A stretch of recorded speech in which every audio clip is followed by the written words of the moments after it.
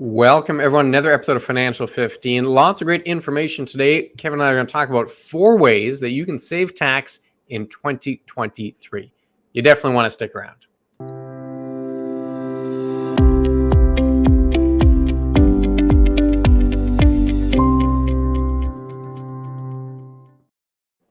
A new year now upon us, 2023, and what better way to start it than talking about taxes? It's just what everybody wants to know about. Again, we're going to talk about different ways to save tax in this year. So if you want to find out information on this or more, please go to our YouTube channel and visit. Lots of great content there, blogs and everything else after you get to our website later. But if you want to go from our YouTube channel, please like us on Facebook. And most importantly, as I was starting to mention, go to our website at beckerorr.com and visit there. We've got events, we've got blogs, we've got lots of videos and everything else you need from there. But today, what we're dealing with is 4 ways to save taxes in 2023. Now, there's a lot more than that, but these are 4 particular ones that you may not know about or may have changed over the course of the year. Clint, what is the first savings in tax for the new year that we want to deal with?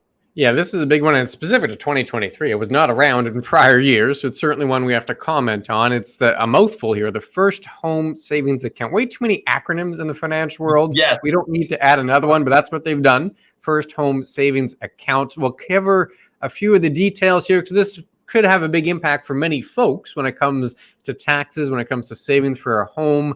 Many Canadians could benefit from this. So draft legislation is supposed to kick into gear in April of 2023. Yep. It'll apply to residents of Canada, at least 18 years of age. And here's the kicker. It's for first-time home buyers. What is a first-time home buyer? You can see it on the slide there. Essentially a 5-year window. You can't have owned a home the year in which you take out the money into the First Home Savings Account or the 4 years prior to that. So kind of a 5-year sliding scale there. If you have not owned a home in that window, you might qualify for this First Home Savings Account.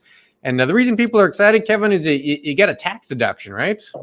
Yeah, I mean, basically, we're dealing with something where you're allowed $8,000 per contribution room per year, up to a $40,000 lifetime limit. So 5 years at $8,000 will get you that. If you go over, of course, it's the same as the TFSA rules or in the RSP scenario. You're taxed at 1% per month penalty if you've over contributed. Now, unused contribution room, as we mentioned here, can roll. And the biggest factor about this one is that it can remain open for 15 years or until the year that you turn 71. And again, the First Home Savings Account, similar as you mentioned beforehand to the first-time home buyers from your RSP, it's a 5-year sort of scenario. Now, what is permitted to go in there? Same investments you're going to get in an RSP or a TFSA. Basically, it's similar to another registered account that's coming out and things that we can deal with on that scenario. But there's more to this than just that one, isn't there? There are deductions and everything else that's included. That's what it is, again, the deduction, right? We're talking tax savings here. Why would this be even on the list for tax savings? Because there is a tax deduction if you put money in. Similar to an RSP, you put money in, you get it deducted from your income tax, so getting that benefit. But just like a TFSA, the money grows tax-free, and when you take it out, you don't pay any tax. So you kind of get the best of both worlds there. It's kind of a mix of an RSP and a TFSA, but specifically designed for first-time home buyers.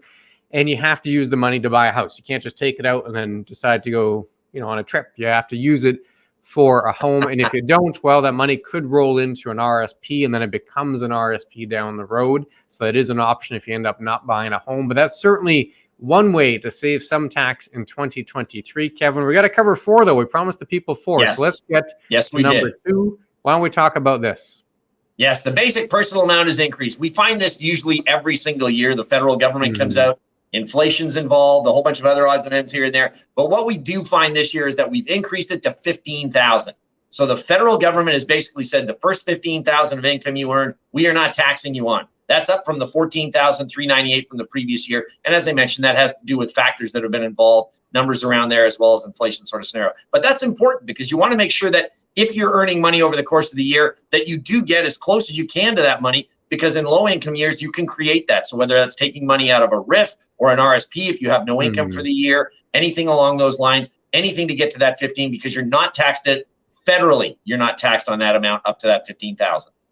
That's right. Each province will be different. Each territory will be different. There'll be an additional basic amount that's tax-free depending on exactly where you live. But the federal amount applies to everyone in Canada. That's the one that went up in 2023, now at 15 grand. So often when we talk about RSPs, we say you want to take them out in a low year, in a low income year. This is one of the reasons why, because you could take 15 grand out, assuming you have no other income, and it'd be completely tax free.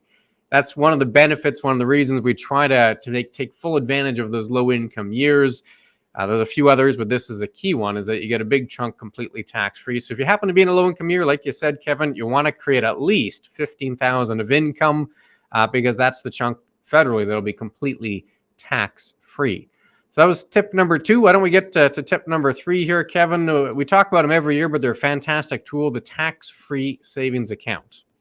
Yes, the tax-free savings account, as we've done for the last number of years, has been sitting at $6,000. But again, coming through the pandemic and everything else, a lot of the increases to this are based on what the inflation is looking like. And with limited to no inflation over the last 3 to 4 years, that's why it's stated around that $6,000. With the inflation we've had over 2022, we are now increasing that number to $6,500.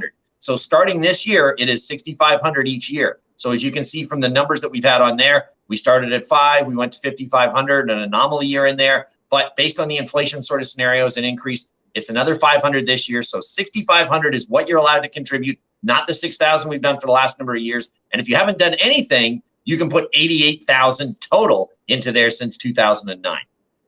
Yeah, and you want to take full advantage of your TFSA. There's not very many tax-free items the government gives you, so you may as well get as much as you can out of the tax-free room you do have.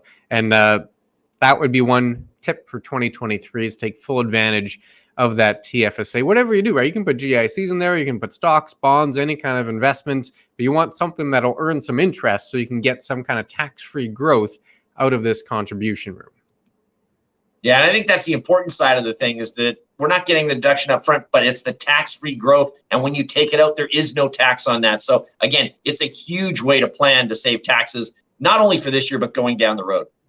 Yeah, and a fourth item here, a fourth way you could save some tax in 2023. This is not a new item that was just introduced in 2023, but certainly one that has been very effective for retirees. So we're thinking about retired clientele here.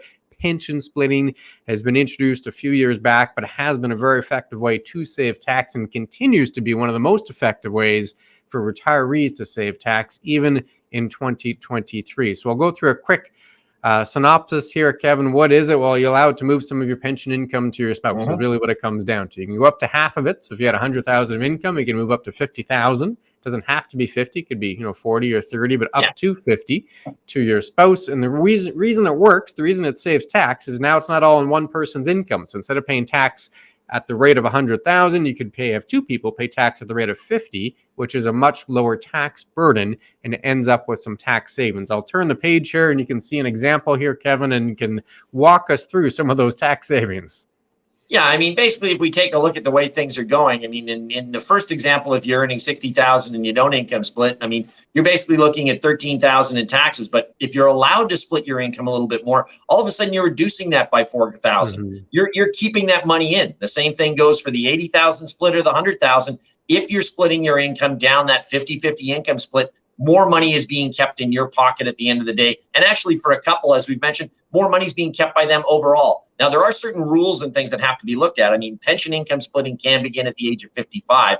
But if it comes to the point of dealing with your RSPs or your RIFs, that will start at 65. So if you're starting to take it out at 60 or 62, you have to claim all that income. It can't be split. But pension after the age of 55 can be. And as these numbers show, at a 50-50 income split, you're saving significant taxes going forward as a couple. Yeah, so you want to take full advantage of that. And related to pension income split is often we hear about the pension income tax credit. This is not a new tax credit. It has been around for a couple of years. We've done a whole video on how you can capitalize on it, but we're mentioning it here because it'd be another way to save tax. This one, again, would be geared towards retirees, whether you're a couple or a single individual. If you have pension income, you want to make sure you claim the credit. Even if you don't have pension income, if you have an RSP, you may as well move at least 2,000 to a RIF and take it out of the RIF, assuming you're over the age of 65, and then you can still claim that pension income tax credit. And that's really what it is here. It's a 15% non-refundable federal tax credit on that first $2,000 of pension income. So even if you're working, you're not taking money out of your RSP, well, you should at least do 2,000 so you can claim the credit. Or if you're married or have a spouse, you can do 4,000, then you can split it, and both you can claim the credit, assuming you're both over the age of 65, because that's what's required for the credit. But it's related to our last point. We'll call this one, 4B. It's not really a fifth tip. It's related to the fourth tip, but definitely another way to save a bit of tax in 2023. We covered 4 of them there quite quickly, Kevin. Anything you want to add to the mix? No, I think that's important. I mean, every year there's going to be an update to some of these things. Some may stay similar, but there may also be new initiatives that you have to look at. So making sure that you start the year off on the right way is always perfect. If you have questions on this, on taxes or anything else, please feel free to get in touch with us at chatwithclintonandkevin.com. We're more than happy to answer your questions on this topic or anything else. Do remember, if you want to deal with certain things in taxes, consult your accountant. That is the best place to go for anything along those lines. We can offer certain tips here and there, but they are the ones that know best. So other than that, I think these 4 have been very important to know. And we will set a reminder that we will do the 4 or 5 or 6 ways to deal with taxes in 2024, a year from now. Set the calendar. There we go. Take care, everybody.